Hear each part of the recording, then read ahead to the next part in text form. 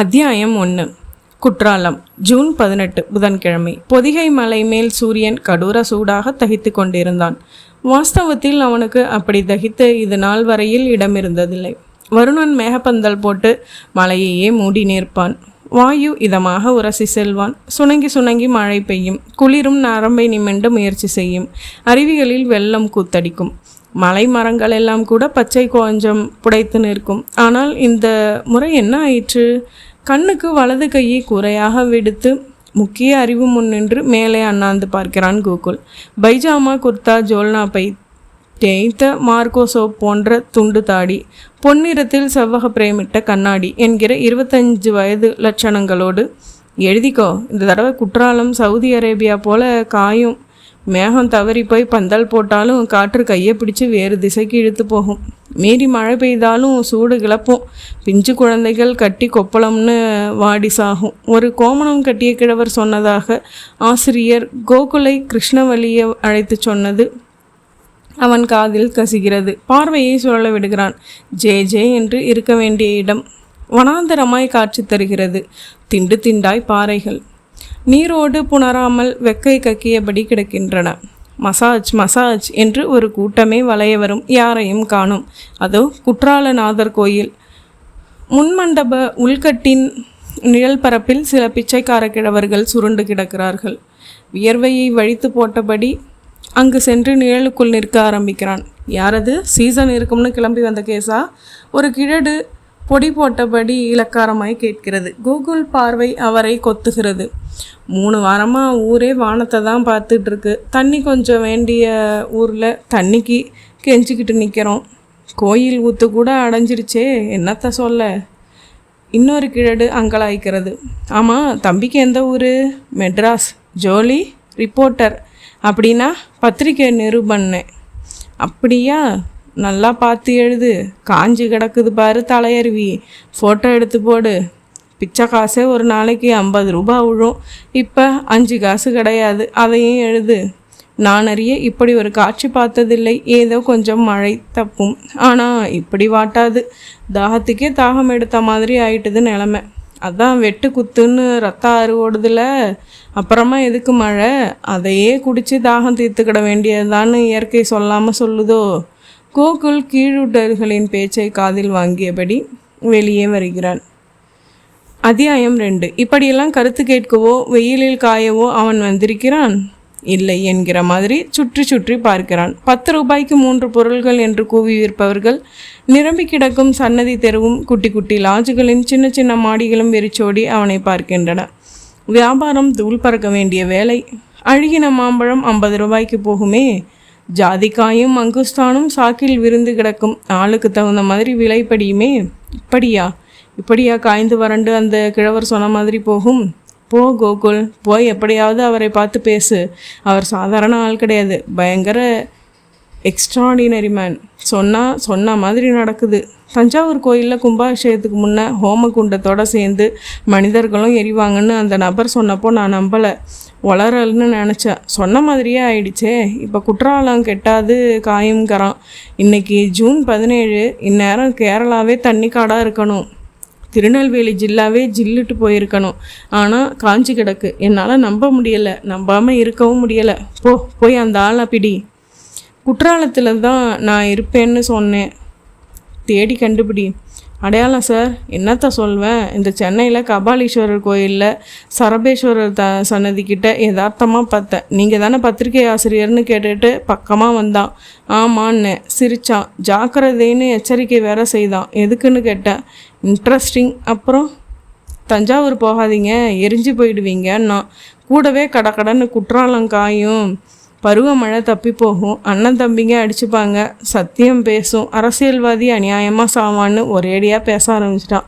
சரி, ஏதோ எக்ஸன்ட்ரிக் பத்திரிகையில் போய் வர அடக்கிற ஸ்டண்ட்டுன்னு நினச்சேன். கிளம்பிட்டேன். இருந்தும் சில அடி தூரம் வந்துட்டேன் நான் நின்று. சாமிக்கு என்ன ஊருன்னு அதனால் கேட்டேன். எனக்கு தெரியலை. குற்றாலம்னு அவன் சொல்லிவிட்டு அங்கே கோயில் மண்டபத்தில் தான் படுத்து கிடப்பேன். நான் பேரை கேட்கலையா? கேட்க தோணலை. என்ன சார் இது? ஏதோ இன்சிடென்ஸாக ஒரு விஷயம் நடந்திருக்கு, இதுக்காக ஒரு பேர் தெரியாத கிழவனை போய் தேடி பேட்டி எடுன்னா என்ன அர்த்தம்? இல்லை Gokul, it's not a incidence, something miracle. நாம் பார்க்காத மிராக்கிளா? திருநீர்மலை சுவாமிகள் மாம்பழத்துக்குள்ளே இருந்து மகாலட்சுமி விக்கிரகம் வர வச்சதுலேருந்து வேதாரண்யம் பாபா வேத புஸ்தகத்தை வார பத்திரிக்கையாக மாற்றி காட்டினது வர எதை நாம் படிக்கலை, ஆராயலை, எழுதலை. அவங்க விஷயம் வேறு, இந்த நபர் விஷயம் வேறு. ப்ளீஸ் வளவலன்னு கேள்வி கேட்காம போய் அந்த நபரை கண்டுபிடி. உன் கேள்விகளால் கொத்தி எடு, சுவையான செய்திகளோட வா. என்னென்னவோ பகவான் ரமணரை பார்த்தது போலவே ஒரு உள்ளுணர்வு. பகவான் ரமணரை போலவே கோகுல் அந்த கோமண சந்நியாசியை ரமண உருவை மனதில் இறுக்கி கொண்டே தேட ஆரம்பித்தான். சன்னதி தெருவில் நடந்து மலை பாங்காம தார்ச்சாலையை அடைந்து பொசுக்கும் உஷ்ணம் சகித்து உரசி செல்லும் செங்கோட்டை பஸ்ஸை கூட உணரமாட்டாமல் தேடுகிறான். இப்படியெல்லாம் தேடக்கூடியவனா இவன்? அத்தியாயம் 3. நம்ம எடிட்டருக்கு கிறுக்கு பிடிச்சி போச்சு. யாரோ ஒரு கிழவனை போய் பேட்டி எடு, அவன் உட போகிற உடான்ஸை எல்லாம் கேட்டுக்கிட்டு வா, ஜனங்களை கபாரா பண்ணலாங்கிறாரு. கோகுல் சக ரிப்போர்ட்டர் ரிஷியிடம் சலித்து கொள்ள ரிஷி கன்னத்தில் நிஜமாலுமே போட்டுக்கொண்டு நல்ல வேலை நான் தப்பிச்சேன் என்று கொஞ்சம் நக்கல் செய்திருந்தான். தீட்டு குளிக்காத நடிகைகளை எல்லாம் பேட்டி எடுக்கிறோம், நான் டாக்டராக இருக்க வேண்டியவ, வக்கீலாக இருக்க வேண்டியவங்கிற அவளோட ரீல்ஸை எல்லாம் வெளியிடுறோம், அதுக்கு இந்த கிழடா பேட்டி எடுக்கிறது தானா கேவலம் என்று சமாதானம் செய்து கொண்ட போதிலும் மனம் சமாதானம் அடையவே இல்லை. இந்த இந்தியாவில் தான் இந்த மாதிரி அருள்வாக்கு ஆட்டுக்குட்டி சமாச்சாரங்கள் என்று மனது உருட்டி கொண்டே இருந்தது. அரிசி பருப்புக்கு சமமாக விபூதி குங்குமம் விற்கும் நிஜம் குடைந்தது. ஒரு பக்கம் அரசியல்வாதிகளின் மகா பொய்கள், மறுபக்கம் சாமியார்களின் வசீகரிப்பு. ஜனக்காடே ஆடாய் மாடாய் அறிவில்லாத ஜந்துக்களாய் இப்பக்கம் அப்பக்கமாய் பிழிப்படுப்பது போல ஒரு உணர்ச்சி. எல்லாம் பகுத்தறிவின் பிராண்டல். கோகுல் வெந்து நொந்தபடி படுக்க போகும்போது எடிட்டர் ஃபோன் செய்தார். என்ன கோகுல், கிளம்பலையா? காலையில் போகிறேன் சார். சொன்ன உடனே செய்யணும், ஏன் இப்படி டிலே பண்ணுற? என்ன சார் நீங்கள், நான் செயல்பட்டால் உங்கள் கட்டளைக்கு தான் செயல்படணும். எனக்கு பர்சனலாக இதில் ஈடுபாடே இல்லை, அதனால தான் உன்னை அனுப்புகிறேன். போய் உன் பகுத்தறிவு பகுக்காத அறிவு எல்லாத்தையும் அந்த நபரை உண்டு இல்லை செய். என்ன ஆசிரியரே, ஏன் இன்னும் உங்கள் ரிப்போர்ட்டர் என்னை பேட்டி காண வரலைன்னு அந்த நபர் ஜஸ்ட் பிஃபோர் என் கனவுல கூட வந்து கேட்குறாரு. கோகுல் எடிட்டர் உணரும்படியாகவே சிரித்து விட்டான். சிரிக்காத, இட்ஸ் சீரியஸ். ஓகே சார், அந்த நபரை கொஞ்சம் என் கனவுலையும் வர சொல்லுங்களேன். என்ன கோகுல், கிண்டலா? நான் சீரியஸாக சொல்லிகிட்டு இருக்கேன். கோகுல், ஏதோ முக்கியமான விஷயம் இருக்குது, அதனால தான் அந்த நபர் பார்க்க நினைக்கிறாரு, கனவுல எல்லாம் வராரு. ப்ளீஸ் சார், போதும். உங்கள் பேரில் எனக்கு நிறைய அபிப்பிராயங்கள் உண்டு, அது கெட்டு போயிட போகுது. கனவு அது இதுன்னு ரொம்ப தான் பூ வைக்கிறீங்க, எனக்கும் வைக்கிறீங்க. இந்த கிழடையே நினச்சிக்கிட்டு படுத்திருப்பீங்க. சப்கான்ஷியஸில் அந்த தாட் ரெக்கார்ட் ஆகி கசிஞ்சிருக்கும். உடனே அந்த நபர் கனவுல வந்து கூப்பிடுறான், அப்படி இப்படிங்கிறீங்க. ஏன், என்ன நீ கேட்குற கேள்வியை நான் கேட்கலைங்கிறது உன் அபிப்பிராயமா? ஃபுல் கிரெடிட்ஸும் பண்ணுறதை விட்டுட்டு செய்யலைன்னா நாளைக்கு ஆஃபீஸ்க்கு வராது. எடிட்டர் கிருஷ்ணா ஃபோனை வைத்து விட கோகுல் உதடு என்றபடி சலிப்போடு பக்கத்து மேடாவில் சாய்கிறான். நல்ல தொழில்பா. காதோரத்து வியர்வையோடு மனபாரமும் சேர்ந்து கொள்கிறது. இதுவரை தேசாந்திரம் போய்விட்டிருந்த மின்சாரம் திரும்பி எட்டி பார்த்ததில் மின்விசிறிகள் சிக்கி சுழல ஆரம்பிக்கின்றன. அற்புதமான உறக்கம் ஆக்கிரமிக்கட்டுமா கோகுல் என்று கேட்டுக்கொண்டே ஆக்கிரமித்து விட்டது. அப்புறம்தான் அந்த அற்புதம் நடந்தது. கதவை தட்டுகிறது ஒரு கை. தூக்கம் கலைந்து எழுந்து சென்று பார்த்தால் ஒரு கிழட்டு மனிதர். இடுப்பில் தொடையை மீறாத ஒரு குட்டி துண்டோடு ஸ்கெலிட்டனான ஒரு எலும்பு கூட்டின் மேல் தோலை சுற்றின அப்பின மாதிரி வந்து நின்று சிரித்து கொண்டிருந்தார். யார் நீங்கள்? நான் யாரா? வர சொல்லிட்டு இது என்ன கேள்வி? நான் வர சொன்னனா? புரியலையே.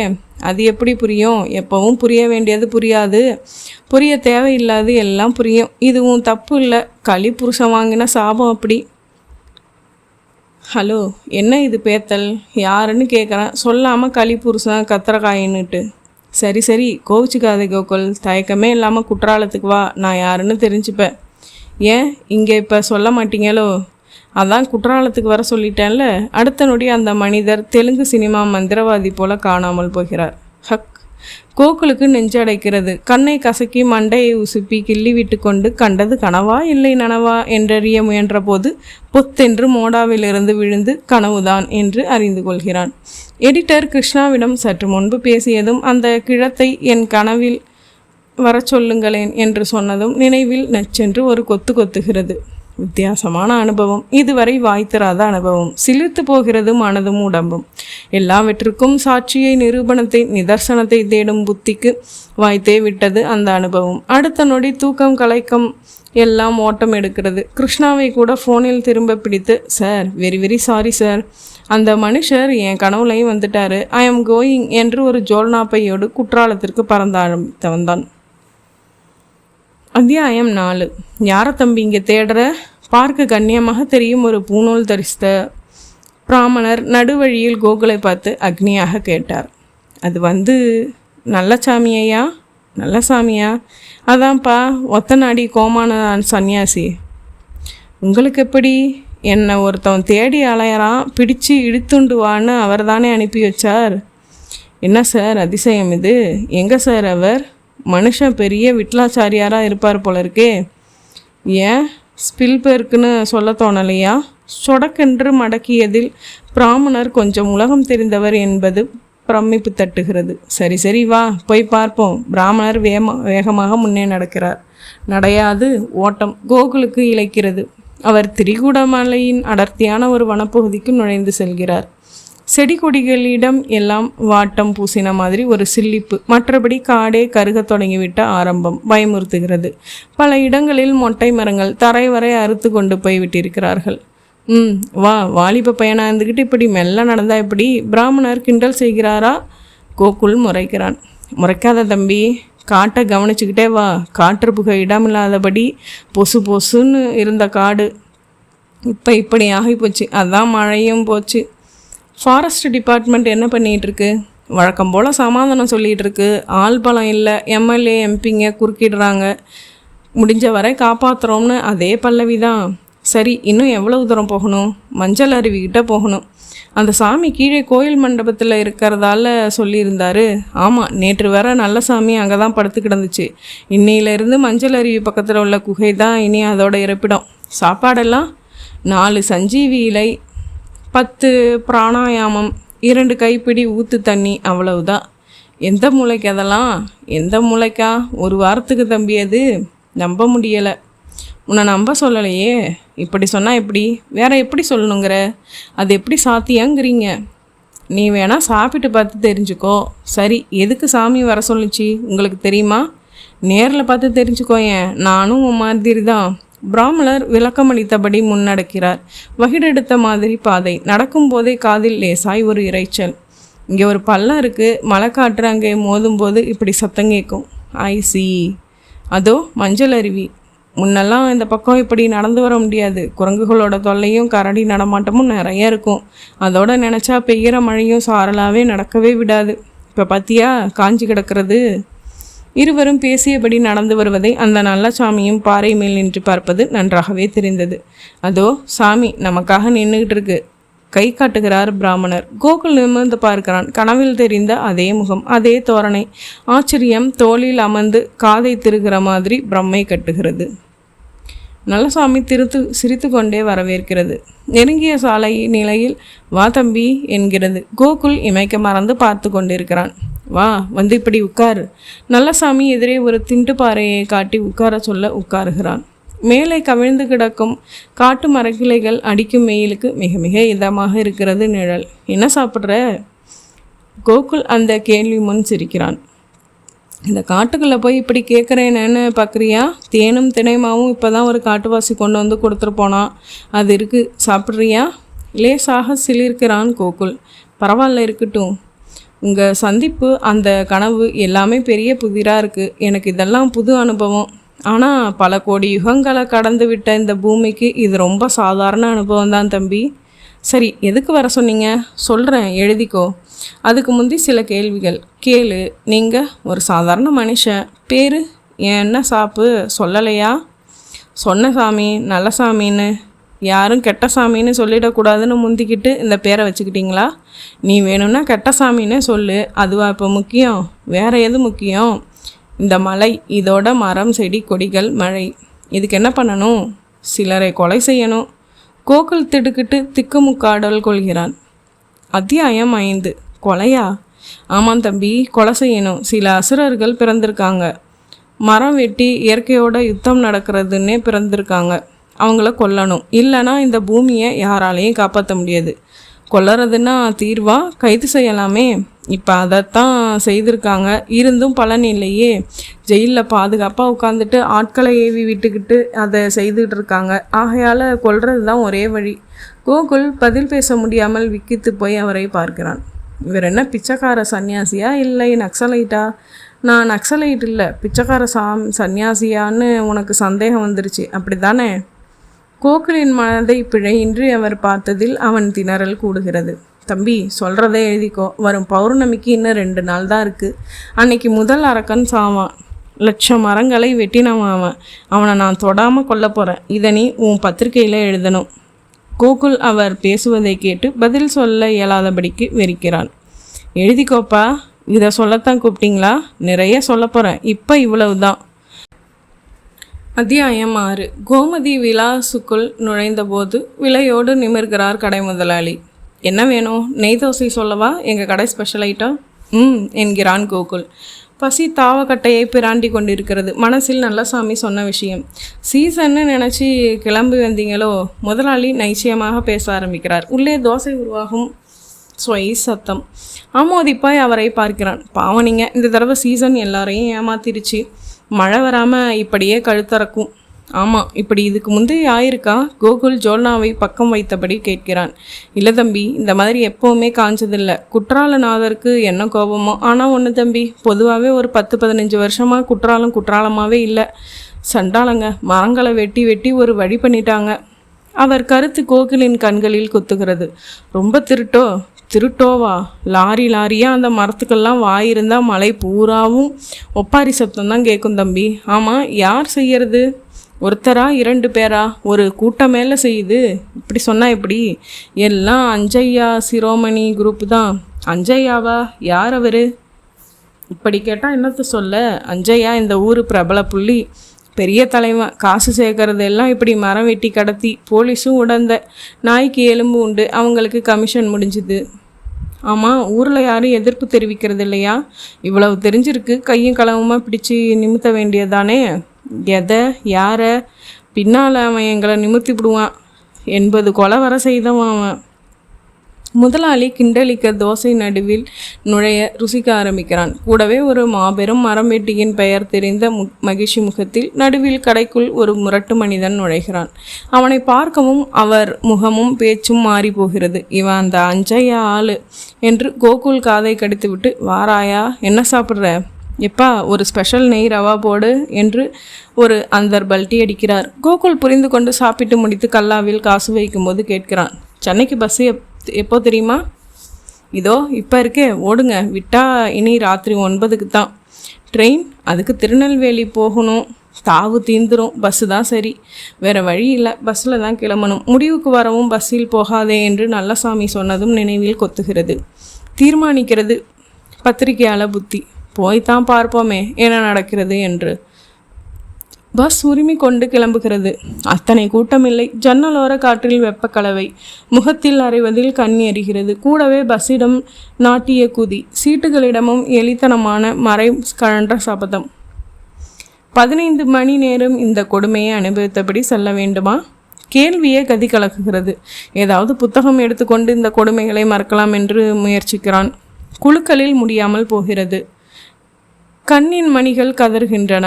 போகிறது என்று மடித்து வைத்து பின்னால் சாய்ந்த போதுதான் அந்த சப்தம் கேட்டது. டமார். அவன் அமர்ந்திருக்கும் சீட்டின் பின்னால் நிற்கிற மாதிரி ஒரு புகைக்கோளம். கண்ணிலும் மூக்கிலும் ஜிவு ஜிவு என்று அது புகுவதில் வெடித்தது. ஓர் RDX வகை வெடிகுண்டு என்பது உரைக்கிறது. பஸ்ஸும் பக்கவாட்டில் சரிந்து இறங்கி ஒரு புளிய மரம் மீது முட்டி மோதி நிற்க டிரைவரும் கண்டக்டரும் இறங்கி ஓடத் தொடங்குகின்றனர். கோகுலும் தட்டுத்தடுமாறி ஜன்னல் வழியாக வெளியே ஒரு மூட்டை போல விழுந்து 100 மீட்டருக்கு குறையாமல் ஓடி திரும்பிய போது பஸ்ஸின் கொஞ்ச பாகமும் வெடிக்கிறது. இனக்கலவரத்தின் எதிரொலி. இறைவா, நல்ல வேளை தப்பித்தேன். இப்படி நடக்கப் போகிறது என்று தெரிந்ததனால்தான் நல்லசாமி பஸ்ஸில் போகாதே என்று சொன்னதோ? நிற்கும் இடத்தில் உச்சி பாதம் கிழிந்தெழுந்து சிலிர்க்கிறது. அத்தியாயம் 7. கோகுலை பார்க்கவும் இருக்கையில் இருந்து எழுந்து கொள்கிறார் ஆசிரியர் கிருஷ்ணா. வாயா, போன காரியம் பழந்தானே, பாத்தியா அந்த ஓல்டு மேனை? என்ன சொன்னார்? Anything thrilled news? கேள்வி செங்கல்லை அடுக்குகிறார். கோகுலம் விவரிக்கிறான், முடிக்கிறான். கிருஷ்ணா முகத்தில் வியப்பு ப்ளஸ் அதிர்ச்சி கலவையான உணர்வுகள். என்னையா இது? இதை சொல்லவா அந்த மனுஷன் வர சொன்னா? ஆமாம் சார். என்ன செய்ய போகிறீங்க? நிருபருக்குன்னு இந்த விசித்திரமான அனுபவம்னு பப்ளிஷ் பண்ணவா? இல்லை நோனோ, கட்டாயம் பண்ணணும். என்ன நடக்குதுன்னு பார்க்கணும். விபரீதமாக ஏதாவது ஆயிட்டா ஆகணும்னு நினைக்கிறியா? எனக்கு அப்படி தோணலை. இது ஒரு வகையில் அசுரவதம் தான். நடந்துட்டா ஓகே, நடக்கலைன்னா நம்மளை வாசகன் கிண்டல் பண்ணுவானே. வாஸ்தவம் தான். அப்போ நீயே முடிவு செய். நீ எந்த முடிவெடுத்தாலும் எனக்கு சம்மதம். ஆனால் ஒன்று, நான் அந்த நபரை சந்திக்க போகிறேன். உன் கனவு, அதில் அவரது விஜயம் எல்லாமே நினச்சி பார்க்க முடியாத அதிசயங்கள். இதை சும்மா விடக்கூடாது. உன்னை பஸ்ஸில் போகாதேன்னு சொன்னதும் ஒரு ஆச்சரியந்தான். கோகுல் தாடையை வருடியபடி யோசிக்கிறான். நல்லசாமி முகம் உள் நிமிர்கிறது. நீ செய்தியை போட்டாதான் அவன் சாவான். சொன்னது ஓடுகிறது. காய்ந்து போன மரம் செடி கொடி எல்லாம் ஒரு க்ஷணம் விசும்பி அழுது முடிக்கின்றன. ஓட்டல் கடைக்காரர் வரை சடைத்து கொள்வது மனதை கிள்ளுகிறது. பஸ் விஷயத்தில் உயிர் பிழைத்ததும் திரும்ப சிலிர்க்கிறது. அடே, மரம் வெட்டி நீ சாகத்தான் வேண்டும் என்று சாக போகிறாய் என்பதுதான் தெரியாது. சார், பப்ளிஷ் பண்ணுறோம். அத்தியாயம் 8. பட்டு வேஷ்டி சட்டை, விரல் கொள்ளாத மோதிரம், காலை தோல் கருஞ்சிறப்பு. அஞ்சையாவை பார்க்க அச்சு அசல் சினிமாவில்லாம் ஞாபகம் வருகிறது. சியலோவின் உள்புறத்தில் இதமான ஏசிக்கள் அமுதம் இதழை பார்த்தபடி இருக்கிறார். முன்புறம் அவரது ஏவுகணை சுடலை. செய்தியை படித்ததுலேருந்தே மனசு சரியில்லைன்னா நம்ம ஆளுங்களை அனுப்பு. அந்த பிச்சைக்கார பையன் யாருன்னு பார்த்து பிடிச்சு இழுத்துட்டு வாங்கடான்னு அனுப்பியிருக்கேன். அஞ்சையா நிமிர்கிறார். கூவே, இது ஏன்டா எனக்குன்னு நினச்ச? கருவுகிறார். நினைக்காம இந்த ஏரியாவிலேயே பெரிய மறந்துருடி. சொல்லி முடிக்கும் முன் அமுதம் இதழ் முகத்தில் ஒரு குத்து விழுகிறது. கூடவே சாப்பாடு. விளக்கண்ண, பூனையை மடியில் கட்டிக்கிட்டு நான் சகுனம் பார்க்க கிளம்பியிருக்கேன்டா. விட்டா நீ வாக்குமூலம் கொடுத்து அப்ரூவர் ஆகிடுவேன்னு சொல்லு. அப்பால என் உசுறு உடம்புல நிற்க வேணாமா? வேண தெரியுதுல்ல, ஞானம் இருக்கான், சிரோமணி இருக்கான், அப்துல் இருக்கான். இவனுங்க டெல்லி வரை செல்வாக்குள்ள பசங்க. நான் இவனுங்க முன்னே சுண்டலிடா. எங்கள் அப்பன் குதிரைக்குள்ளே இல்லைங்கிற மாதிரி இருக்குது உன் முந்திரி கொட்டத்தானம். அப்போ லூசில் விட சொல்கிறீங்களா?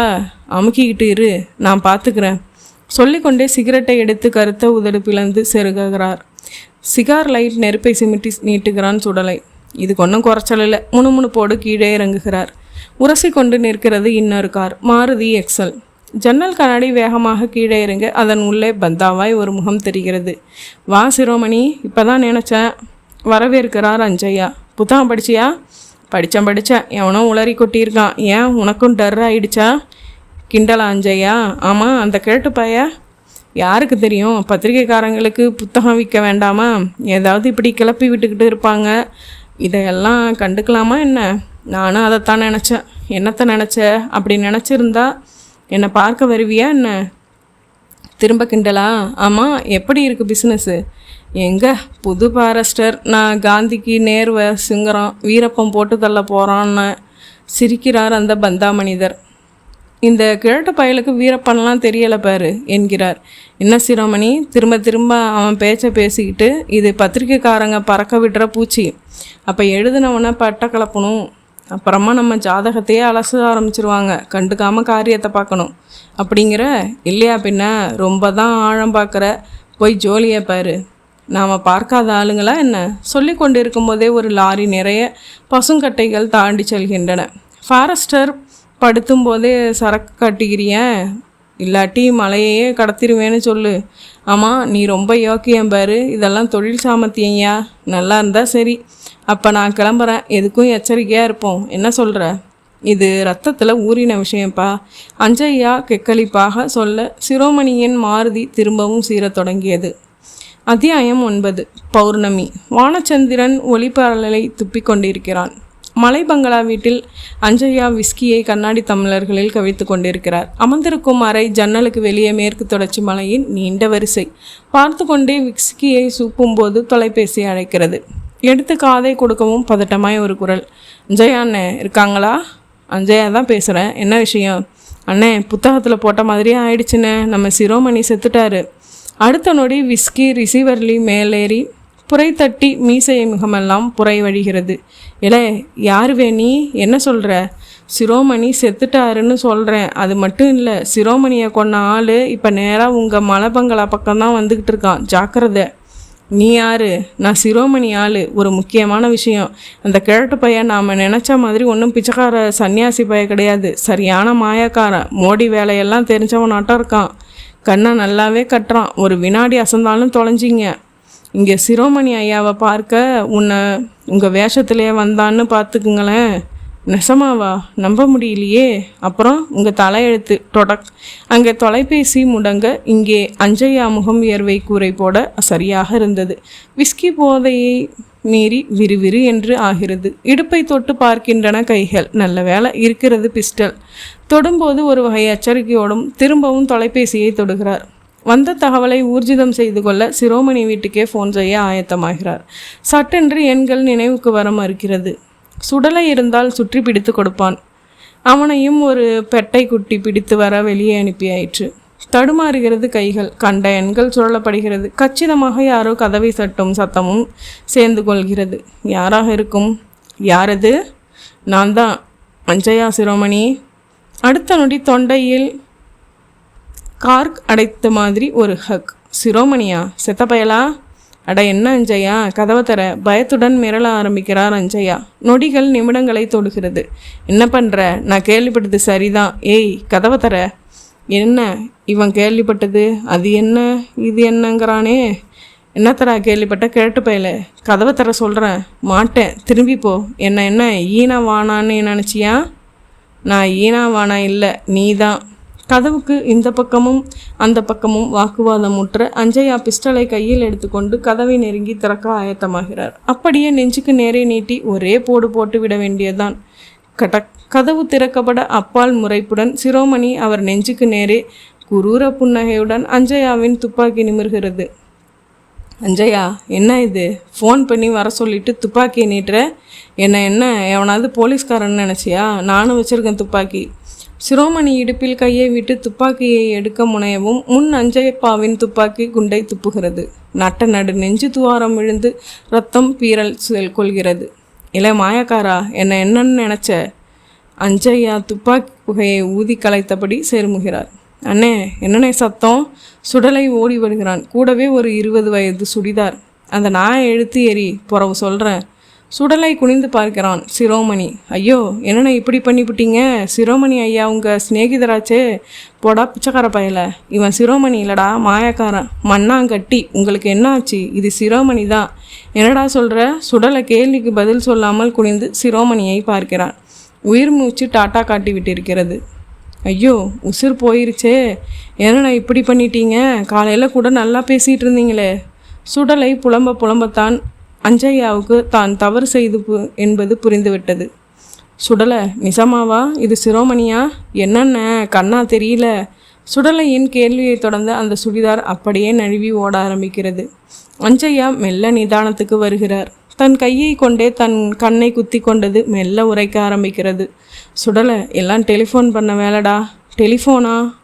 ஆமோதிக்கிறது டெலிஃபோன். திரும்ப சிலுங்கனால அமைப்பு. சுடலை போய் எடுக்கிறான். இப்பொழுது மிருதுவான குரல். என்ன சிரோன்மணி, போய் சேர்ந்துட்டானா? ஏய், யார் நீ?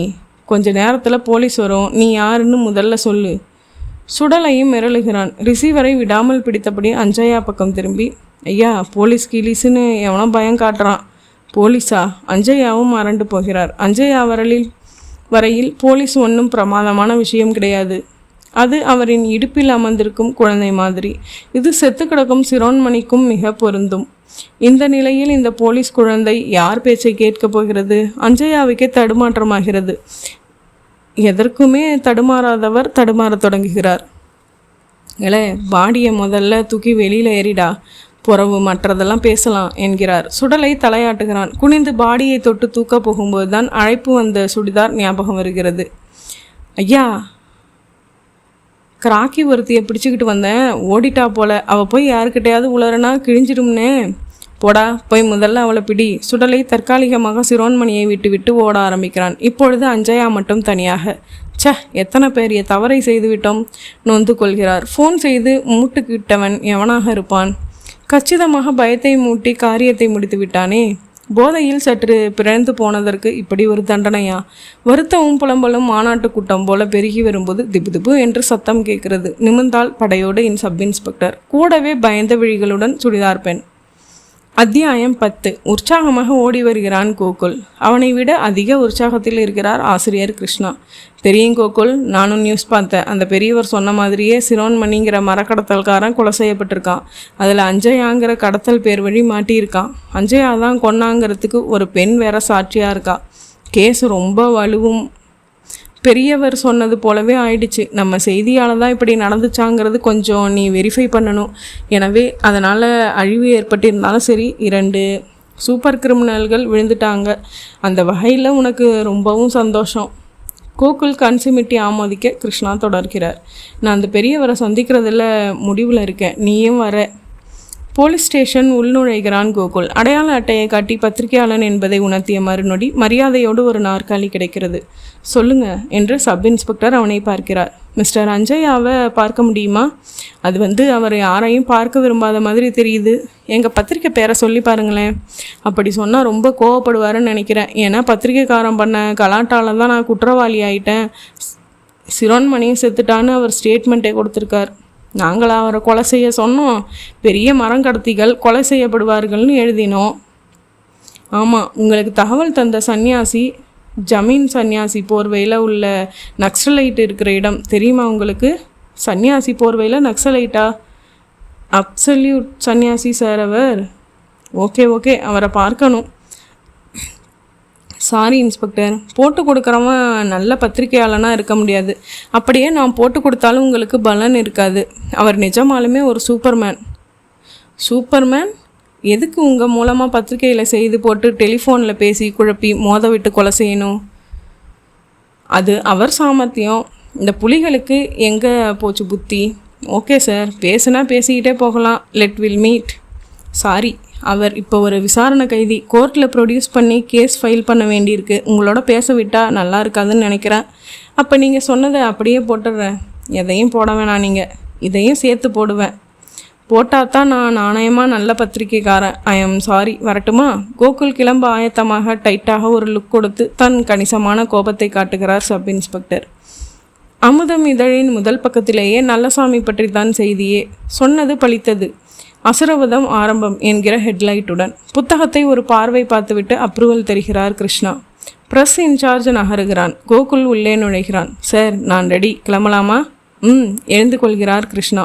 அந்த நல்லசாமியை பார்க்க கிளம்பிவிட்டார்கள். காத்திருக்கிறது கார். ஏறி பயணிக்கையில் ஸ்லாகிப்பு. என் கேரியரில் எவ்வளவோ விஷயங்களை பார்த்துருக்கேன். ஆனால் இப்படி ஒரு விஷயம் ரொம்ப புதுசு. இயற்கையை காப்பாற்ற ஒரு தனி மனித போராட்டம் தொடங்கி இருக்கிறது ரொம்ப பெரிய விஷயமும் கூட. வாஸ்தவம் தான் சார். இந்த சன்னியாசிகளால் ஏதோ பிரயோஜனம் உண்டா? லைஃப்பில் இருந்து எஸ்கேப் ஆக இருக்கிற மாதிரி சோம்பேறிகள் தானே இவர்கள்னு நினச்சிட்டு இருந்தேன். முதல் தடவையாக நல்லசாமி இந்த அபிப்பிராயத்தை மாற்றிருக்கார். ஆரம்பத்தில் கொலை செய்ய போகிறேன்னு சொன்னப்போ என்னடா இது பைத்தியக்காரன்னு நினச்சேன். ஆனால் என்ன ஒரு கிளவர் மூவ் பாருங்கள். செத்துருக்கிற சிரோன்மணி ஒரு 1ஆம் நம்பர் கல்பிட்டு. எந்த கட்சி ஆட்சிக்கு வருதோ அது அவன் கட்சி. சரியான நம்பர் தான் போய் சேர்ந்துருக்கான். தப்பிக்க முடியாதபடி அஞ்சயாவையும் உள்ள தள்ளிட்டான். இன்னும் எத்தனை தலைகள் இப்படி இருக்கோ. கார் பறந்து கொண்டிருந்தது. சார். அத்தியாயம் 11. 1 மணி. சொல்லி வைத்த மாதிரி நீவி கொண்டு நிற்கிறது கார். வெம்மை சடுகுடு விளையாடி கொண்டிருக்கிறது. பெருமூச்சோடு கீழே இறங்கும் கிருஷ்ணா. கோகுல் எதிரில் பணிவாக போய் நிற்கிறார் சுப்பு. ஐயா, நீங்களா? உங்களையும் பார்க்கணும்னு நினச்சேன். கோகுல் ஆச்சரியப்படுகிறார். அதான் பார்த்துட்டிங்களே, வாங்க, நீங்கள் வருவீங்க, உங்களை ஹோட்டலில் தங்க வைங்கன்னு சாமி தான் அனுப்பினார். சுப்பு சொல்வது கிருஷ்ணாவை புரட்டுகிறது. நாங்கள் வரப்போகிறது எப்படி அவருக்கு தெரியும்? கேட்க நினைத்து அவர் வரையில் அது அபத்தமான கேள்வி என்று முடிவிற்கு வந்து அந்த க்ஷணம் கண்களை மூடி பரவசம் கொள்கிறார் கிருஷ்ணா. வாங்க. சுப்பு முன் நடக்க சூட்கே சகிதம் பின் நடக்கின்றனர் இருவரும். அழுக்குலுங்கியும் துண்டு பீடியுமாய் நிற்கும் ஒருவன் கச்சிதமாக இதை பார்த்துவிட்டு அங்கிருந்து நகர ஆரம்பிக்கிறான். பெரிய அந்த மாமரத்தடியில் விதவிதமான நாற்காலிகள். அதிலெல்லாம் சிவந்த கண்ணும் சிகரெட் கையுமாக தேகங்கள். பத்திரிகைக்காரனுக்கும் அந்த சாமியார் பையனுக்கும் நிச்சயமாக கனெக்ஷன் இருக்குது. அதான் அப்படி ஒரு விஷயத்தை போட்டு நம்மளை எல்லாம் கபாராப்படுத்தி நினச்ச மாதிரியே அப்பாவை சாக வச்சு அஞ்சையாவையும் உள்ளே தள்ளியிருக்காங்க. விட்டால் அடுத்தடுத்து நாமளும் மாட்டிக்குவோம். இதை இப்படியே விடக்கூடாது. கருவி கொண்டே சிகரெட் தலையின் சாம்பலை தட்டு விடுகிறான் சிரோமணி மகன் ஞானமணி. இல்லை நிறுத்துடா, பத்திரிகைக்காரன் சாமியார்னு வளரிக்கிட்டு எவனோ மொத்தமாக ஃபோன் பண்ணி சொன்னால் எங்கே போச்சு இந்த அஞ்சையாவுக்கு புத்தி?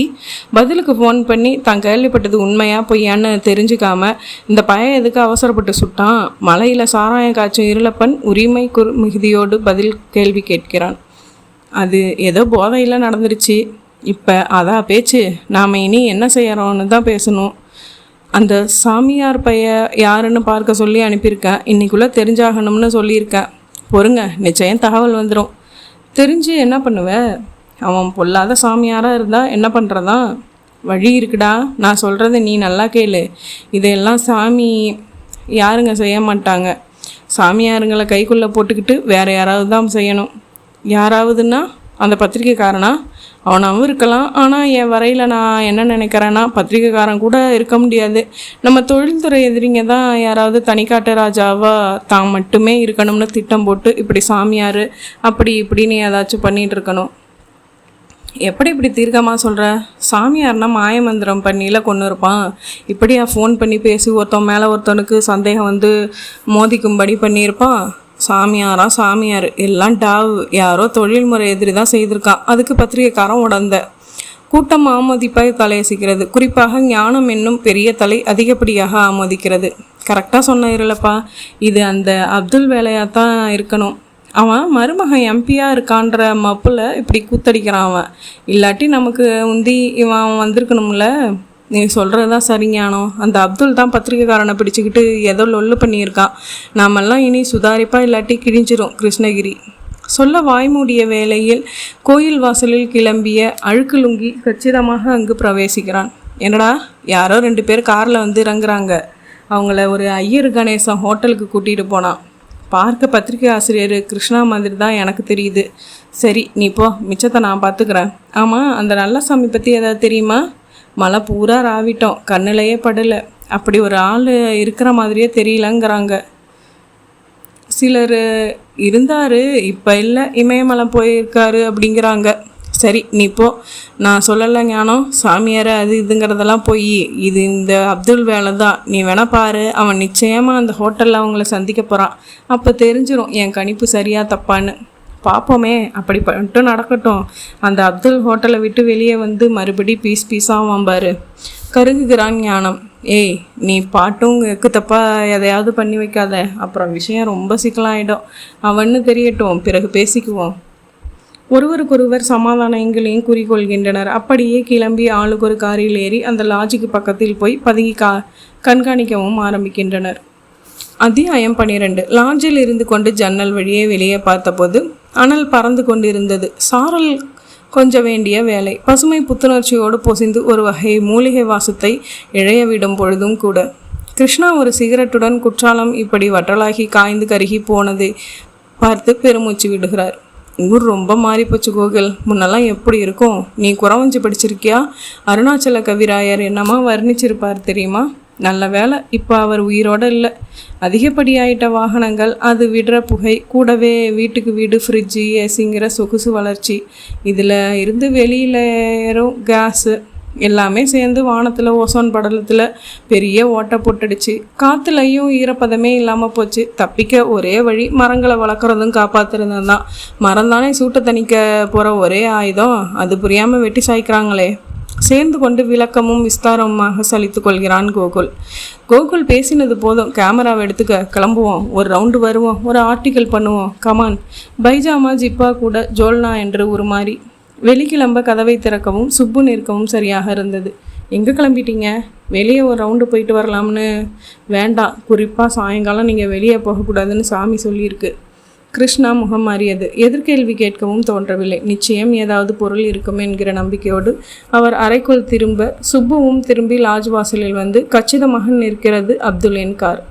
குறுந்தாடி நிவ்வியபடி இருக்கும் அப்துல்லை லாட்ஜ் மேனேஜர் விழுந்தடித்து கொண்டு வரவேற்கிறான். வாங்க பாய், ஏது இவ்வளோ தூரம்? ஏய் குல்லா, அப்புறம் ஆமாம், ஒரு பத்திரிகைக்காரன் வந்து தங்கியிருக்கானாமே, நிஜமா? மேனேஜர் தடுமாறுகிறான். ஆமாம் பாய், அதுக்கு என்னப்போ? எந்த ரூம் அந்த ஆள்? 104 இருக்கார். ஏன் பாய், ஏதாவது சிக்கலா? என்ன நீ தெரியாத மாதிரி கேட்குற? எவனோ ஒரு சாமியார் சொன்னான்னு சொல்லி கண்டதை எழுதி சிரோமணி போயிட்டான். அஞ்சையாவும் உள்ளுக்குள்ளே மற்ற கூட்டாளிகளும் என்னை பார்க்க வராமல் என் மேலேயே சந்தேகப்படுறாங்க. அவனை உண்டு இல்லைன்னு பண்ணுறேன். பாய், எதுவாக இருந்தாலும் இங்கே வேண்டாம். சீசன் தொடங்குற நேரம். மசுரு சீசனா? சீசன் பேசுன தெரியும் செய்தி. மேனேஜர் நடுங்கி சாக பாய் 104 நோக்கி பாய. அப்துல் பாயின் அடாவடி அத்தனை பிரசித்தி. டொக் டொக். யாரு யாரு? கதவை திறக்கிறான் கோகுல். பாய், நீங்கள் உன் ஏமா? பாய் தள்ளி கொண்டு முன் வர பின்னால் ஜால்ரா பாடை. கிருஷ்ணா விழுந்தடித்து நிமிர்கிறார். ஏய், என்ன இது? யார் நீ? அப்துல் தெரியல? மர வியாபாரி அப்துல், MP ஜலாலோட மாமா. உட்காருங்க. என்ன விஷயம்? உட்கார வரல, எச்சரிக்கை வந்திருக்கேன். யாரோ சாமியார் சொன்னான்னு எதையோ எழுதி எங்களை ஒழிச்சு கட்டலாம்னு பார்க்குறியா? முதல்ல அமைதியாக பேசுங்க. நான் ஒரு பெரிய பத்திரிக்கையோட ஆசிரியர். இப்படி பேசுறது நல்லா இல்லை. நீ எழுதுனது சரியா? என்ன தப்பாக எழுதிட்டேன்? சாமியார் பாய எவனோ சொன்னான், கொலை செய்வேன் அது இதுன்னு, அதை அப்படியே போடுற. யார் அந்த சாமியார்? அவன் சொன்னான், அதை அப்படியே போடுவீங்களா? இப்போ நான் சொன்னால் போடுவியா? போடுறதுனால சமூகத்துக்கும் நன்மை உண்டாகும்னா போடுவோம். ஆமாம், நீங்கள் ஏன் குதிக்கிறீங்க? அதனால் உங்கள் உயிர் போயிடுங்கிற பயமா? பாய் அதை கேட்டு பலமாக சிரிக்கிறான். நல்ல ஜோக் அடிக்கிற நீ. பகலில் நடு ரோட்டில் கொலை செய்துட்டு மீண்டு வர தெரியும் எனக்கு. ஞாபகத்தில் வை. நல்ல ஸ்டேட்மெண்ட் ஒன்று தெரிஞ்சுக்கோங்க. இந்த மாதிரி மிரட்டலுக்கெல்லாம் மசீரால் நான் கிடையாது. வேண்டாம், பிழைக்கிற வழியை பாரு. ஏதாவது வேணும்னா கேளு, தர்றேன். இது நல்லா இல்லை. ஏதாவதுனா என்னையா நீ? உரிச்சு சொன்னாதான் புரியுமா? எத்தனை சினிமா பார்க்குற? மாதம் ஒரு தொகை உனக்கு வந்துடும், நெட் கேஷாக. இந்த மலையில் நடக்கிற எந்த ஒரு விஷயமும் பற்றி மூச்சு விடாத. யாராவது கட்டுரை கொடுத்தாலும் போடாத. நான் எங்கள் கூட்டாளிகளோட சேர்ந்து உனக்கு இந்த பக்கத்தில் ஒரு பங்களாவே வாங்கித்தரேன். அப்புறம் கேட்குற தோனியே நல்லா இல்லை. நீ எங்களோட வியாபாரம் பேச வந்திருக்கேன்னு தான் எனக்கு தகவல் வந்துச்சு. அதை நம்பி தான் நான் வந்திருக்கேன். நீ என்னடான்னா காலில் விழாமல் ஏற்று பேசிக்கிட்டு போறியே. நான் வியாபாரம் பேச வந்திருக்கேன்னா எந்த புத்திசாலி இப்படி சொன்னது? எனக்கு ஃபோன் வந்துச்சே. சாரி, நான் வியாபாரம் பேச வரல. ஒரு அற்புதமான மனுஷரை தரிசனம் பண்ண வந்திருக்கேன். யார்? சாமியாரையா? அது யாராக இருந்தால் உங்களுக்கு என்ன? Get out. அப்போ சாமியார் நிஜமா? பொய்ன்னு நீங்கள் நினச்சா நான் என்ன பண்ணட்டும்? அரே பாய், அப்படின்னா நான் இன்னும் 1/2 மணி நேரத்துக்குள்ளே செத்துருவேனா? என்ன சொல்கிறீங்க? முதல்ல போய் வியாபாரம் பேசு. சாமியார் விஷயம்லாம் போய் உங்களை மடக்க பத்திரிகைக்காரங்க செஞ்ச செட்டப்பு அது இதுன்னு ஒரு ஃபோன் வந்துச்சு. நிஜமானு கேட்டேன். வியாபாரம் பேச தான் நீங்கள் வந்திருக்கிறதாகவும் தகவல் தந்தாங்க. சரின்னு கிளம்பும்போது இன்னொரு ஃபோனு. அப்துல், நீ இன்னைக்கு 5 மணிக்கெல்லாம் வாபாத் ஆயிடுவேன்னு. கிருஷ்ணா அப்துல்லில் பேச்சை கேட்டு ஒரு க்ஷணம் தடுமாறுகிறார். கடிகாரத்தை பார்க்கிறார். மணி 4:50. ஏய், நிஜமா சொல்லு. சாமியார்னு ஒரு ஆள் நிஜமா? அதுதான் அஞ்சையா சிரோமணியை எல்லாம் கட்டி போட்டுச்சா? எனக்கும் கெடு விதிச்சிருக்கா? எங்களுக்கும் எல்லாமே புதுராக இருக்குது மிஸ்டர் அப்துல்லா. சத்தியமாக சொல்கிறேன், எங்களுக்கு எதுவும் தெரியாது. சாமியார் நிஜமா? அவன் இருக்கானா? பற்கள் நரானா இருக்க கேட்பதை பார்த்தால் கோபப்பந்து அவனுக்குள் உருளுவது நன்றாகவே புரிகிறது. கிருஷ்ணா கிருஷ்ணா முகத்தை பார்க்க அரே, கேட்குறேன்ல, யார் அந்த சாமியார்? எங்களுக்கே அவரை சரியாக தெரியாது. இனிமே தான் பார்க்க போகிறோம். என்ன காது குத்துற? தெரியாமல் தான் அந்த ஆள் சொன்னதை பத்திரிக்கையில் போட்டியா? நான் சொன்னதை நீங்கள் சரியாக கேட்கல. சரியாக தெரியாதுன்னு சொன்னேன்னா. டேய், இனி இவங்கக்கிட்ட பேசுகிறதுல பிரயோஜனம் இல்லை. இங்கேயே 2 பேர் இருங்க. அந்த சாமியாரை வந்தால் சொல்லுங்கள், நான் கிளம்புறேன். அப்துல் பாய் 5 மணி பயத்துடன் உதறி கொண்டு கிளம்புவது கூட்டாளிகளுக்கே புரியாதான் செய்கிறது. மிடர் விழுக்கி கொண்டு ஒருவர் முகத்தை ஒருவர் பார்த்து கொண்டிருக்கின்றனர். பாய் கடிகாரத்தை பார்க்க மணி 4:55. வேகமாக அங்கிருந்து கிளம்ப ஆரம்பிக்கிறார். அரைவாசலில் நின்று திரும்பி ஒரு கடூர லுக் விட்டு கையை சொடுக்கியபடி கடைசி எச்சரிக்கை வேறு செய்கிறார். நீங்கள் அந்த சாமியார் எல்லாரும் கொஞ்ச நேரத்தில் நான் யாருங்கிறத தெரிஞ்சுப்பீங்க. எல்லாத்துக்கும் துணிச்சு தான் இந்த தொழிலுக்கு நான் வந்திருக்கேன். ஒத்தி போயிட்டா எல்லாருக்கும் நல்லது. இல்லாட்டி ரஜினி ஸ்டைலில் கையை வீசியபடி பாய் நடக்க எஸ்கார்ட் ஒருவன் பின்தொடர்கிறான். ரிசப்ஷனை தாண்டும் போது மேனேஜர் பரிதாபமாக பார்க்கிறான். வந்தது போனது எதுவும் யாருக்கும் தெரியக்கூடாது. அந்த பத்திரிகைக்காரனையும் எனக்கு தெரியாமல் போக விடக்கூடாது. சரிங்க பாய். வாசலுக்கு வந்து கார் கதவை திறந்து ஏறப்போகும்போது புத்தியில் ஒரு சின்ன எச்சரிக்கை. காரில் ஒருவேளை 5 மணிக்கு வெடிக்கும்படியாக பாம் இருக்குமோ? டேய், கார் வேண்டாம், காரில் பாம் இருக்கான்னு பாரு, நான் நடக்கிறேன். கித்தாய்ப்பாக திரும்பி நடக்க ஆரம்பிக்கிறார் பாய். வீதி வெறிச்சோடி கிடந்தாலும் ஒரு மாடி ஜன்னல் வழியாக துப்பாக்கி ஒன்று பாயை நோக்கி நிகழ்கிறது. இதுக்கு மேலேயும் பாயை விட்டால் பத்திரிகைக்காரனோட சேர்ந்து நம்ம எல்லாம் விழுங்கிடுவான். போட்டு திருடா. ஞானத்தின் கட்டளையோடு ஸ்ட்ரிகரில் ஒருவன் ஆள்காட்டி விரல் அழுத்தம் காட்டுகிறது. குண்டுக்கு சிறகு முளைக்கிறது. ஈட்டியாக பாய்ந்து பாயின் தொண்டை பாகத்தை துளைக்கிறது. சுருண்டு விழுகிறார் பாய். சப்தம் நாலாபுரமும் கேட்க எஸ்கார்ட் குண்டு வந்த திக்கை பார்க்க கச்சிதமாக தெரிகிறது ஞானத்தின் முகம். அத்தியாயம் 13. இன்ஸ்பெக்டர் விசாரணையை தொடங்கியிருந்தார். மிஸ்டர் கிருஷ்ணா, என்ன நடந்துச்சு? நீங்கள் எதுக்கு இங்கே வந்தீங்க? நான் குற்றாலம் வந்தது இருக்கட்டும் இன்ஸ்பெக்டர், இந்த விசாரணை கண் துடைப்பா இல்லை சீரியஸாவேவா? கிருஷ்ணா இப்படி கேட்பார் என்று துளி கூட எதிர்பார்க்கவில்லை இன்ஸ்பெக்டர். என்ன கிருஷ்ணா இது? ஒரு பொறுப்புள்ள பத்திரிகையாளர் இப்படியா பேசுவீங்க? என்ன பண்ணுறது, பொறுப்புள்ள இன்ஸ்பெக்டர்கள் பொறுப்போடு நடந்துக்கிறது இல்லையே. What you mean? ஐ மீன், லஞ்சத்துக்கும் சில ஆசைகளுக்கும் பலியாகி பல தாதாக்களை வளர்த்து விட்டுட்டாங்கன்னு சொல்கிறேன். அவங்க மலைமட்டை ஒன்றே விடலை. நான் என்ன நடந்ததுன்னு தான் கேட்டேன். எங்களை பற்றி விமர்சிக்க தேவையில்லை. விமர்சனத்திலேயே விடையும் இருக்குது இன்ஸ்பெக்டர். அப்படி வளர்ந்த ஒரு தாதா என் மேலே சந்தேகப்பட்டு என்னை பார்த்து மிரட்டினான். எங்கள் பத்திரிகை சுதந்திரக்கே உலக வைக்க பார்க்குறான். லுக் கிருஷ்ணா, உங்களை மிரட்டினது இருக்கட்டும், அவரை சுட்டது யார் உங்களுக்கு தெரியுமா? தெரியாது. சப்தம் கேட்டது. எட்டு பார்த்தா சுருண்டு கிடந்தார். அவரோட எஸ்கார்டு ஒரு மாடி கட்டிடம் நோக்கி ஓடி இருந்தார். 5 மணிக்கு அவர் செத்துருவார்னு கொலை மிரட்டல் வந்ததாமே. அதை பற்றி எனக்கு ஒன்றும் தெரியாது. அந்த மிரட்டலை செய்தது ஒரு சாமியாரனும் அவரை உங்களுக்கு தெரியும்னு கூட கேள்விப்பட்டனே. சாமியாரை எனக்கு தெரியும், அவ்வளவுதான். ஆனால் அவர் தான் கொலை மிரட்டல் செய்தாரான்னு தெரியாது. யார் அந்த சாமியார்? நாங்களே அவரை தேடித்தான் வந்திருக்கோம். இனிமே தான் பார்க்கணும். என்ன மிஸ்டர் கிருஷ்ணா, காதில் பூ வைக்கிறீங்களா? அவரை பற்றி பிரமாதமாக உங்கள் பத்திரிகையில் எழுதியிருக்கீங்க. கொலைகளை சாமர்த்தியமாக செய்ய போகிறாருன்னு அவர் சொன்னதாகவே போட்டிருக்கீங்க. இப்போ கேட்டால் தேடி வந்திருக்கேன், இனிமேல் தான் பார்க்கணும்னா அந்த சாமியார் என்ன கேர் ஆஃப் பிளாட்ஃபார்மா? கரெக்டாக சொன்னீங்க. அவரை நான் பிளாட்ஃபாரத்தில் தான் பார்த்தேன். ஒரு பிளாட்ஃபாரை பாசி சொன்னதுக்கா அவ்வளோ முக்கியத்துவம் தந்து செய்தி போட்டிங்க? போட்டபடி நடந்திருக்கே. எப்படியோ இந்த நிமிஷம் வர 3 மரம் வெட்டிய சுரர்கள் பாதிக்கப்பட்டு ஒருத்தர் சுடுகாட்டில், ஒருத்தர் ஜெயிலில், ஒருத்தர் ஹாஸ்பிட்டல்னு கிடக்கிறாங்களே. எங்களுக்கு சில சமயங்களில் யார் சொல்கிறாங்கங்கிறது பெருசு கிடையாது, என்ன சொல்கிறாங்கங்கிறத தான் பெருசு. இன்ஸ்பெக்டர் முகம் இருக்குகிறது. பதில் சொல்ல முடியாத அவஸ்தை நன்றாகவே தெரிகிறது. இப்போ கூட கெட்டு போயிடல. இந்த மாதிரி மழை விழுங்கிகளை வளர விடாமல் பார்த்துக்குங்க. இப்படியெல்லாம் நடக்காது. எப்படியெல்லாம்? மழையே இல்லாமல் ஊர் காயாது. கடவுளை சிந்தனைன்னு இருக்க வேண்டிய சாமியார்கள் கொலைகள் பற்றி சிந்திக்க மாட்டாங்க. எங்களை போன்ற பத்திரிகையாளர்களுக்கும் பூடகமாக செய்தி போட வேண்டிய அவசியம் இருக்காது. அப்போ நாங்கள் தான் எல்லா தப்புக்கும் காரணமா? நீங்களும் ஒரு காரணம். நீங்கள் மட்டுமேனு நான் சொல்லலை, இப்போ கூட சொல்கிறேன். உங்களுக்கு நல்லா தெரியும் எல்லா தவறுகளுக்கும் யார் காரணம்னு. நான் பார்த்துக்கிறேன். இப்போ எங்கே இருக்கார் அந்த சாமியார்? திரும்ப திரும்ப அவரையே ஏன் தேடுறீங்க? எங்கேயோ இருந்துக்கிட்டு ரொம்ப சாமர்த்தியமாக உங்களையும் இந்த கூட்டத்தை சேர்ந்தவங்களையும் பயன்படுத்தி 3 பெரிய தலைகளை ஒழிச்சிட்ட புத்திசாலித்தனத்துக்கு பாராட்டு சொல்ல. இதை நான் நம்பவா? சத்தியமாக சொல்கிறேன் கிருஷ்ணா. இந்த வெயில் தண்ணிக்கு தத்தளிக்கிற நிலைப்பாரு, வியர்வை புழுக்கம், இதெல்லாம் எனக்கு மட்டும் இல்லையா? தண்ணி இல்லாத பூமியில் கட்டுக்கட்டாக பணம் இருந்து என்ன பிரயோஜனம்? பூமி விளைய வேண்டாமா? விளைஞ்சாதானே பணத்தால் வாங்க முடியும். இயற்கைங்கிறது மிகப்பெரிய சக்தி, வாங்கி கொண்டாட வேண்டிய விஷயம். வெட்டி சாய்க்கிற விஷயம் இல்லைங்கிறது எனக்கு தெரியாமல் இல்லை. கிருஷ்ணா இன்ஸ்பெக்டரை சற்று மதிப்புடன் பார்க்கிறார். இன்ஸ்பெக்டர் உணர்ந்து தான் பேசுகிறார். நன்றாக புரிகிறது. ஆமாம், இப்போ அப்துல்லா நிலை எப்படி இருக்குது? பிழைக்கிறது ரொம்ப கஷ்டம்னு டாக்டர் சொல்கிறாங்க. அவரோட எஸ்கார்ட் சொன்னதை வச்சு பார்த்தா ஞானம்தான் இப்படி செய்திருக்கான். அவனை கூடிய சீக்கிரம் பிடிச்சிருவோம். பிடிச்சிருவீங்களா இல்லை பிடிச்சு விட்டுடுவீங்களா? கிருஷ்ணா, ரொம்ப தான் சந்தேகத்தோடு இருக்கீங்க நீங்கள். இனி அவங்க தப்பிக்க இடமே இல்லை. பிடிச்சு நிச்சயமாக உள்ளே போடுவேன். முதல்ல அதை செய்யுங்க.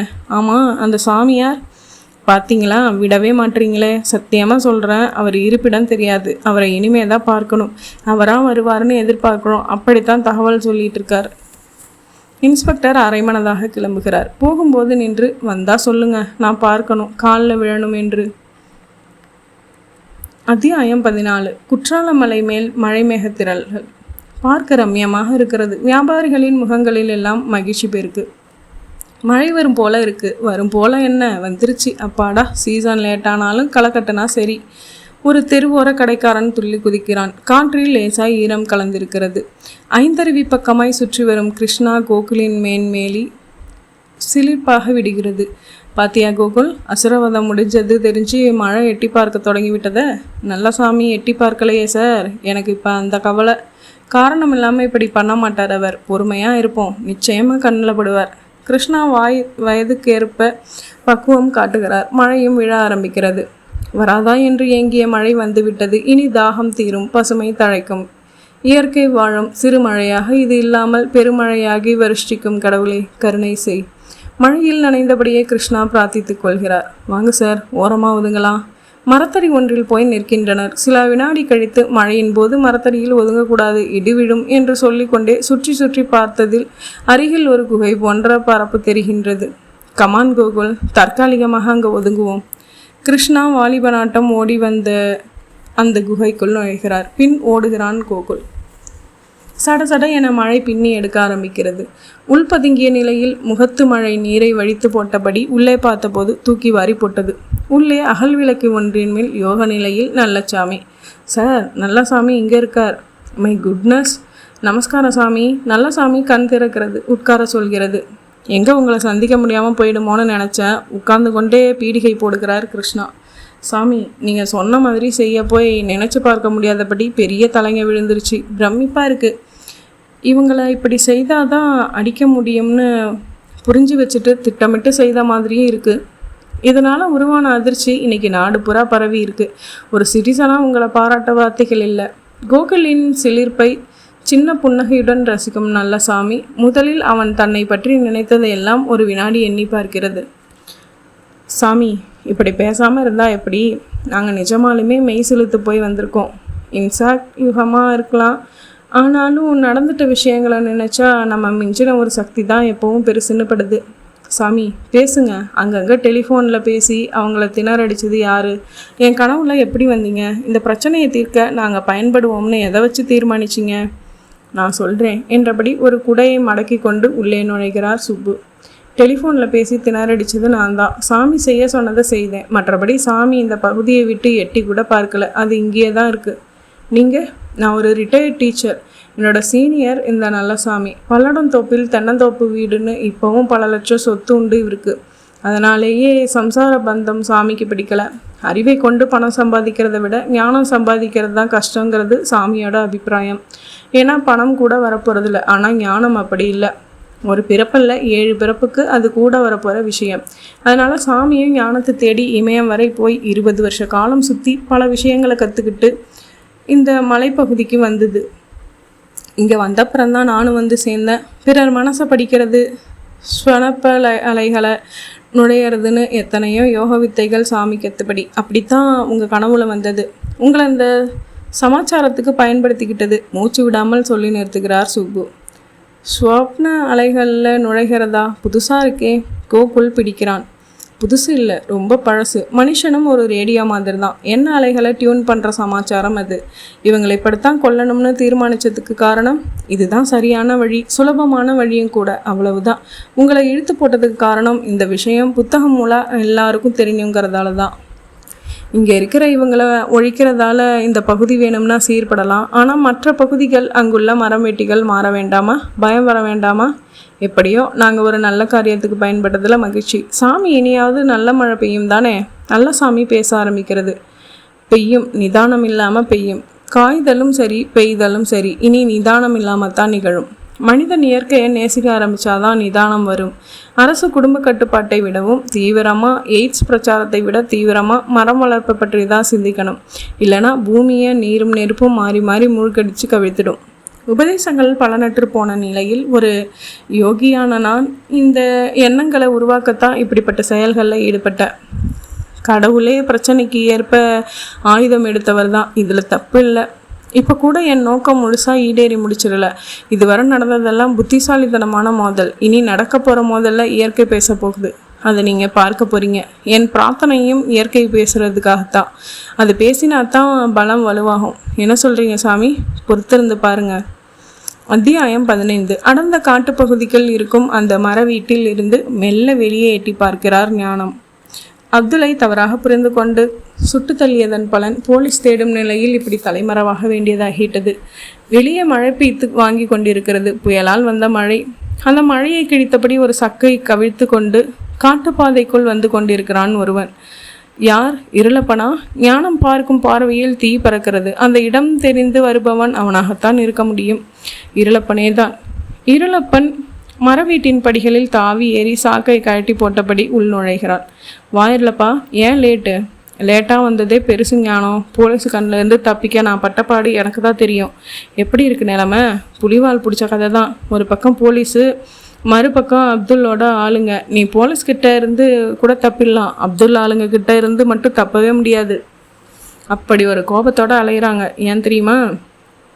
தெரியாமல் என்ன, அந்த சாமியார் பையன் 2வது தடவையும் ஜெயிச்சிட்டான். நான் அவசரப்பட்டுட்டேன். அப்துல்லை பார்த்து மன்னிப்பு கேட்டுக்கிட்டா சரியாக போயிடாதா?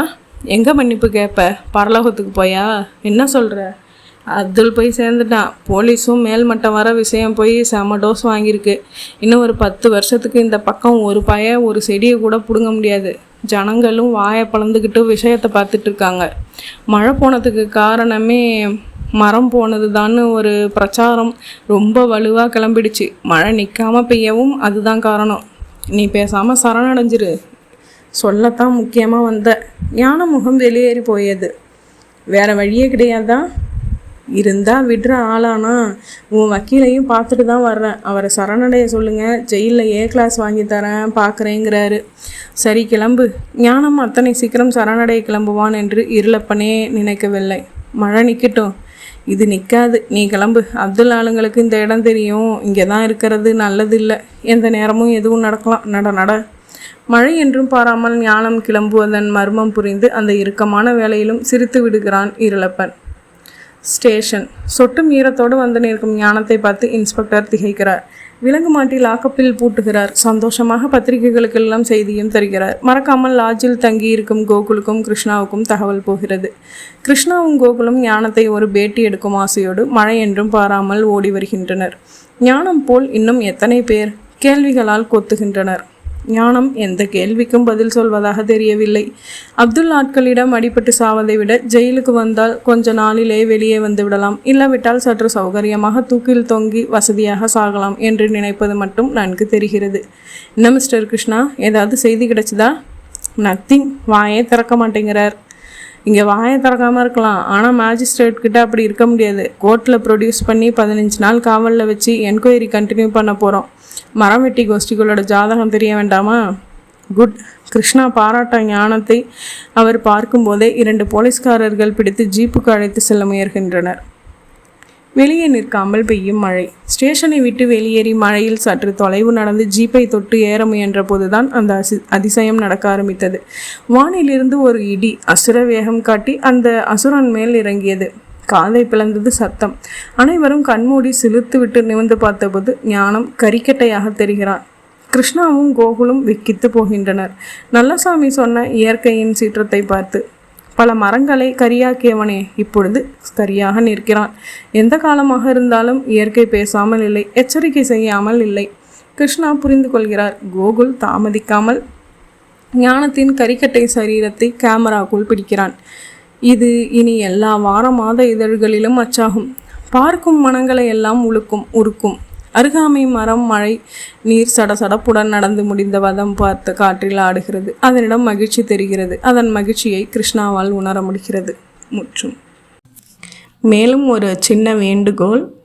உங்களுக்கோ அப்படி இல்லைனா உங்களை சார்ந்தவங்க யாராச்சும் நல்லா கதை, நாவல் எல்லாம் எழுதுவாங்க அப்படின்னா தயவுசெய்து இங்கே கொடுத்துருக்கிற மெயில் ஐடியை கான்டாக்ட் பண்ணுங்கள். ஏன்னா நம்மளோட சேனலில் உங்களோட கதையோ இல்லை நாவலோ வெளியிடுறதுக்காக தான் கேட்குறேன்.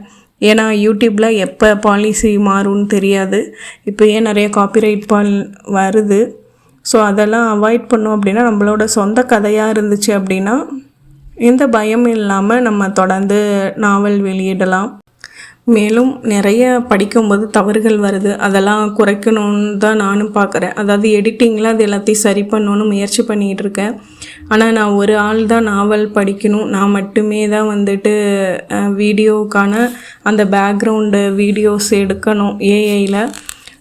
எல்லாமே ஒரு ஆள் தான் எடிட் பண்ணுறது, எல்லாமே 2 சேனலில் போட்டுட்ருக்கேன் பேரலாக. ஸோ எல்லாத்தையுமே நான் ஒரு ஆள் தான் பண்ணுறேன். இதுக்கு நடுவில் வீட்டு வேலைகள் இருக்குது, எல்லாத்தையுமே நான் மட்டுமே பார்க்கறதுனால சிறு சிறு தவறுகள் வருது. ஸோ அதை வந்துட்டு கூடிய சீக்கிரம் நான் நிவர்த்தி பண்ணுறதுக்கு, சரி பண்ணுறதுக்கு பார்க்குறேன்.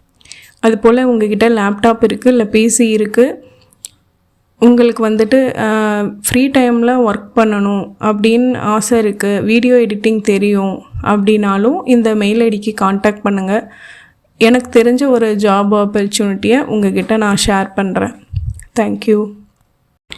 கதையை பொறுமையாக கேட்ட உங்கள் எல்லாருக்குமே ரொம்ப நன்றி. கதை பிடிச்சிருந்தது அப்படின்னா லைக் பண்ணுங்கள், ஷேர் பண்ணுங்கள், ஹைப் பண்ணுங்கள், உங்களோட கருத்துக்களை கமெண்ட்டில் சொல்லுங்கள். ரொம்ப பிடிச்சிருந்தது அப்படின்னா சேனலை சப்ஸ்கிரைப் பண்ணிவிட்டு உங்கள் ஃப்ரெண்ட்ஸ் அண்ட் ஃபேமிலிக்கு ஷேர் பண்ணுங்கள். தேங்க்யூ.